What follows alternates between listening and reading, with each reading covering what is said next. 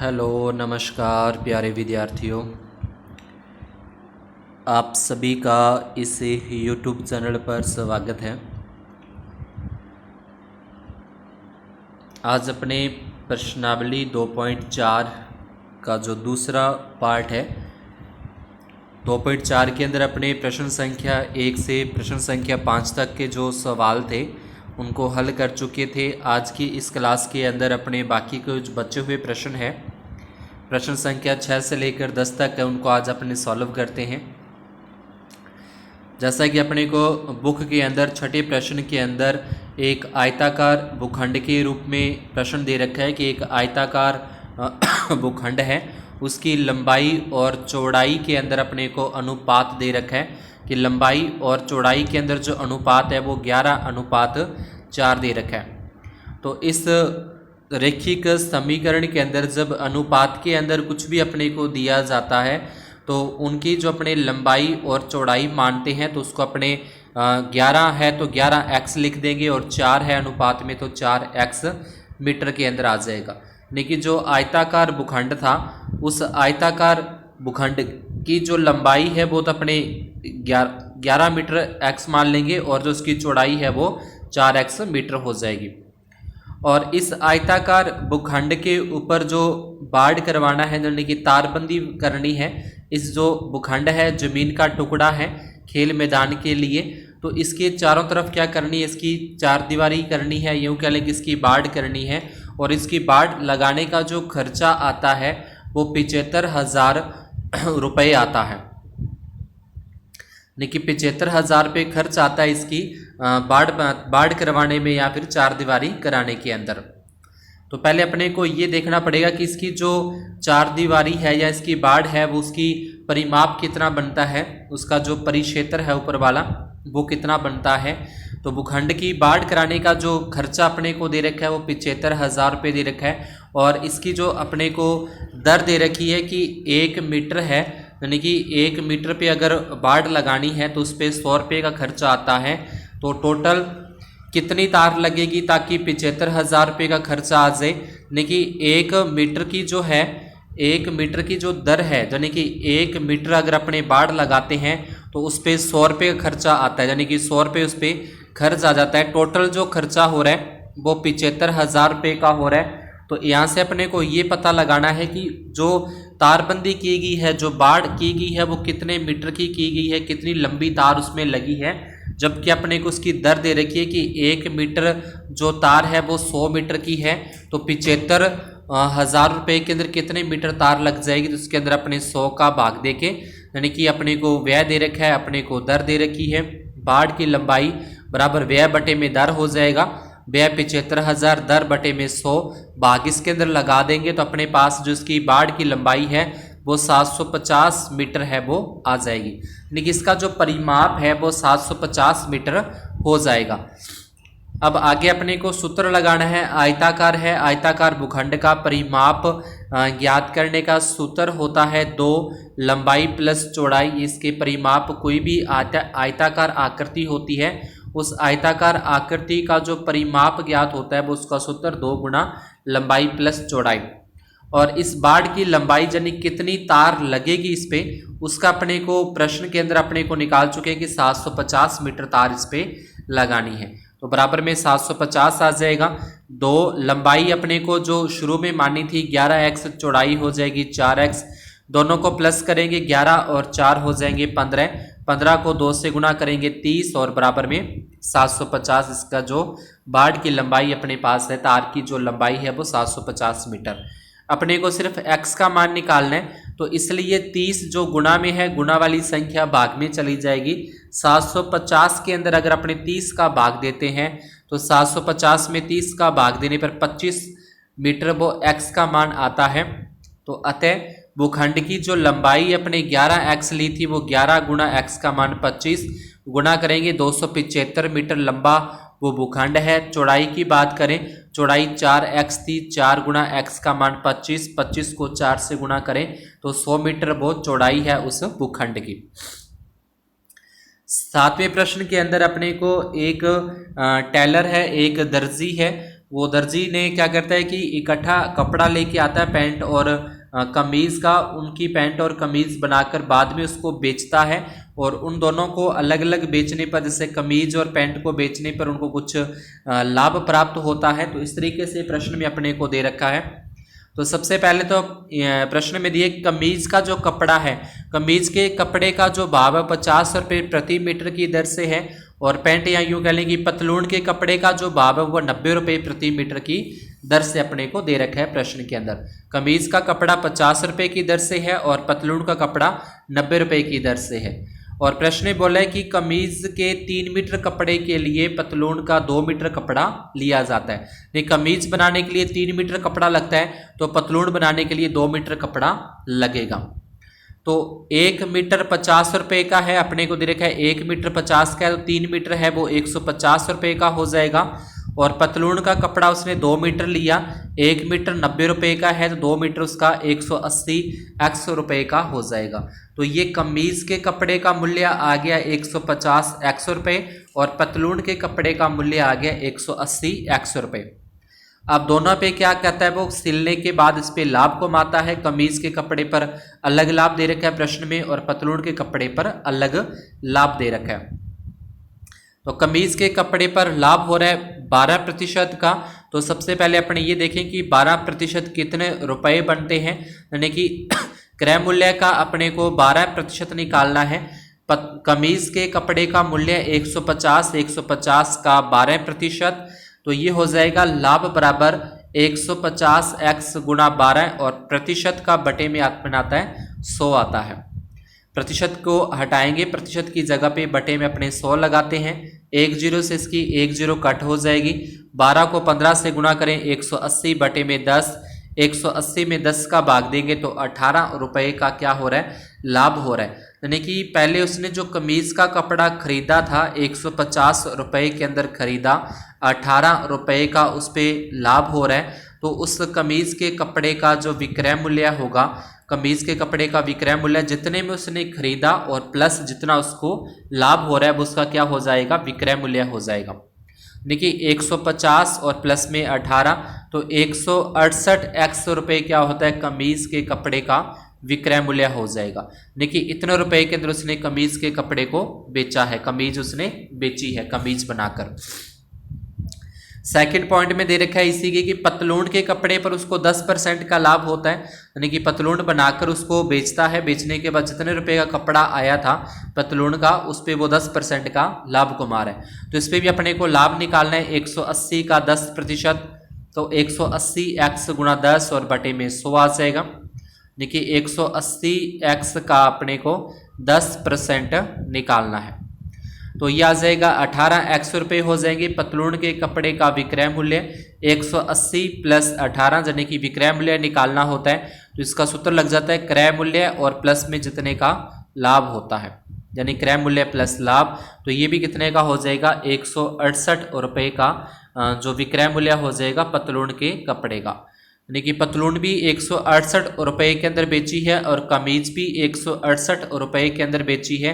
तो दोनों पूरा मिला के कितने का हो जाएगा, एक कमीज और एक पतलून दोनों 168 यानी कि 336 रुपये की क्या हो जाएगी, दोनों का विक्रय मूल्य हो जाएगा। लेकिन अपने को प्रश्न के अंदर दे रखा है कि जो इनका विक्रय मूल्य है, इनको जो बेची है वो 36,600 रुपये के अंदर बेची है। यहाँ पे तो अपने पास सिर्फ एक कमीज और एक पतलून के कपड़े का मूल्य लिया है, लेकिन यहाँ पे जितना उसने पूरा का पूरा कपड़े का थान था उसमें से जितनी कमीज और पैंट बनते थे उन सभी को बेचने के बाद 36,600 रुपये का विक्रय मूल्य दे रखा है।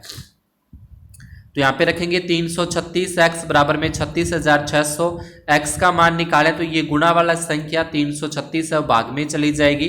इसमें अपने भाग देंगे 36,600 में 336 का तो 100 पे जाता है, देखिए 100 तक पूरा पूरा चला जाएगा। x का जो उत्तर है वो आ जाएगा 100।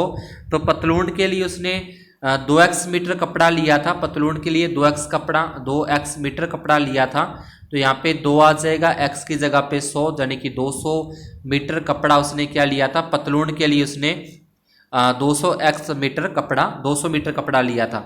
और यहाँ से अगर अपने कमीज के लिए पूछता है तो कमीज के लिए उसने 3x मीटर कपड़ा लिया था, तो इसका मतलब हो जाएगा 3 गुणा x की जगह पे 100, तो 300 मीटर कपड़ा कमीज के लिए लिया था।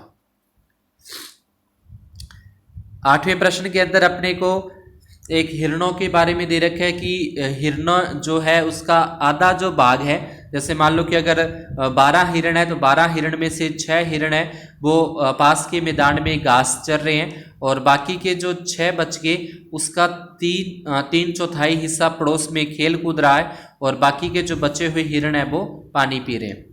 तो सबसे पहले इसमें माना कि झुंड में हिरणों की संख्या, टोटल हिरणों की संख्या x है, आधा भाग मैदान में चल रहा है, तो आधे के लिए अपने बटे में 2 लगाते हैं, यानी कि x/2।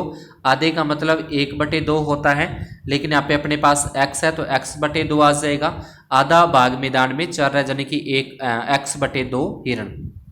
फिर अगले पॉइंट में, अगली लाइन के अंदर अपने को दे रखा है कि शेष जो बच गए हिरण, यानी कि आधे हिरण तो मैदान के अंदर चल रहे हैं, तो बाकी कितने बच गए? आधे बच गए, क्योंकि आधा और आधा पूरा x हो जाएगा, तो शेष हिरण का मतलब x/2 का 3/4, 3/4 का मतलब होता है 3/4, तो इसको गुना करेंगे, 3 को अपने x के साथ गुना करें 3x आता है, और 2 का 4 के साथ गुना करें 8, यानी कि 3x/8।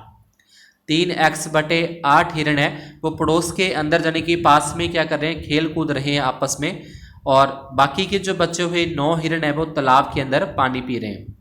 तो यहाँ पे आ जाए कुल हिरण किस तरीके से आए कि आधा भाग तो मैदान के अंदर चल रहा है, और उसमें से 3/4 हिस्सा, जो बचे हुए हिरणों का 3/4 हिस्सा था वो पास में खेल कूद रहा है, और बाकी के बचे हुए 9 हिरण है वो तालाब में पानी पी रहे हैं।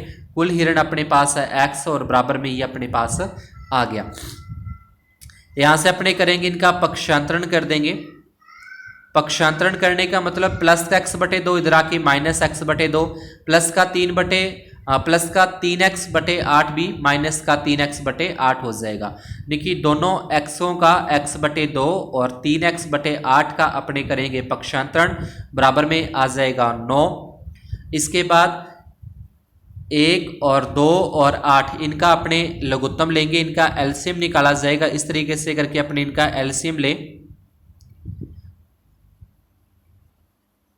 तो ये इनका एलसीएम आ जाएगा, यानी कि 2 दूनी 4 दूनी 8 इनका क्या आ जाएगा? एलसीएम। 8 को अपने यहाँ पे नीचे लिखेंगे। उसके बाद इनका लगातार अपने को भाग देना है। पहले 1 का भाग देंगे 8 में, 1 का भाग 8 में देंगे तो 8 पे जाएगा, 8 को x के साथ गुना कर दिया तो ये 8x हो जाएगा। फिर इसी प्रकार से इस 2 का भाग देंगे 8 में, 8 में जब अपने 2 का भाग लगाते हैं तो 4 पे जाता है, और इस 4 का जो ऊपर वाली संख्या x है उसके साथ गुना करेंगे तो 4x हो जाएगा। फिर 8 का भाग देंगे 8 में, 8 का भाग लगाते हैं तो 1 पे जाता है, 1 को 3x से गुना कर देंगे तो ये 3x आ जाएगा, और बराबर में 9 है। उसके बाद यहाँ पे दोनों 8 में से 4 माइनस कर दें, 8 में से 4 घटाएंगे तो 4 बचेंगे, उसमें से 3 और माइनस कर दें तो 1x बचेगा, और ये जो बटे में 8 है वो इसके गुणा में चले जाएंगे। 8 को 9 से गुणा करेंगे 72, यानी कि x बराबर क्या आ जाएगा? 72 आ जाएगा। तो जो हिरणों की कुल संख्या वो कितनी है? 72 है। ठीक है, पहले यहाँ से अपने चाहे इन दोनों को प्लस कर लें, माइनस के 4 और माइनस के 3 माइनस के 7 हो जाएंगे, और 8 में से 7 माइनस करेंगे x बचेगा, और ये जो भाग में 8 है वो इसके गुणा में चला जाए, गुणा करने पर 72 यानी कि 72 आते हैं। तो हिरणों की जो कुल संख्या है वो 72 है। इसके बाद 9वें प्रश्न के अंदर अपने को दादा और पोत्री की आयु के बारे में कुछ अपने को दे रखा है। माना कि पोत्री की वर्तमान आयु बराबर x है और दादाजी की वर्तमान आयु 10 गुनी है, तो इसकी 10x हो जाएगी। और उसके बाद प्रश्न बोला है कि तो दादाजी की आयु है वो उससे 54 वर्ष बड़ी है, यानी कि पोत्री की आयु से 54 वर्ष बड़े हैं दादाजी। तो दोनों की आयु को बराबर करने के लिए, समान करने के लिए, तो पोत्री की जो आयु थी उसमें अपने 54 वर्ष क्या कर देंगे? प्लस कर देंगे। 54 वर्ष अधिक है तो 54 प्लस कर देंगे, और बराबर में दादाजी की वर्तमान आयु। प्लस का x है, इधर लेके आएंगे तो ये माइनस x हो जाएगा। 10x में से x माइनस करेंगे तो अपने पास बचते हैं 9x बचते हैं, बराबर में 54, और ये 9 जो गुणा में है, गुणा वाली संख्या आ जाएगी भाग में, 54 में 9 का भाग देंगे तो अपने पास 6 आता है। यानी कि x किसकी आयु थी, x थी पोत्री की आयु, तो पोत्री की वर्तमान आयु तो हो जाएगी 6 वर्ष, और दादाजी की वर्तमान आयु इसकी 10 गुनी है, तो 6 का 10 गुना करेंगे तो 60 वर्ष है, वो दादाजी की आयु आ जाती है। आगे नेक्स्ट और लास्ट प्रश्न है अपना 10वां, जिसके अंदर बोला है एक अमन है और एक उसका पुत्र है, उसकी आयु के बारे में अपने को प्रश्न दे रखा है कि अमन की आयु और उसकी पुत्र की आयु के बारे में। तो यहाँ पे सबसे पहले लिखेंगे माना कि अमन के पुत्र की वर्तमान आयु बराबर x वर्ष है। अमन की वर्तमान आयु तो उसकी हो जाएगी 3 गुनी दे रखा है, 3 गुनी बोला है प्रश्न के अंदर, तो 3 गुनी का मतलब 3x हो जाएगा। 10 वर्ष बाद 10 वर्ष यहाँ पे अपने को पूर्व बोला है, 10 वर्ष पूर्व या पहले, तो 10 वर्ष पूर्व या पहले की बात करेगा तो दोनों में से 10-10 साल है, यानी कि 10 वर्ष दोनों में से माइनस करने, 10 वर्ष पहले के लिए बोल रहा है। तो पुत्र की आयु x-10 हो जाएगी, अमन की आयु 3x-10 हो जाएगी, और अब पुत्र की आयु कितनी होती है 5 गुनी, यानी कि 10 वर्ष पहले।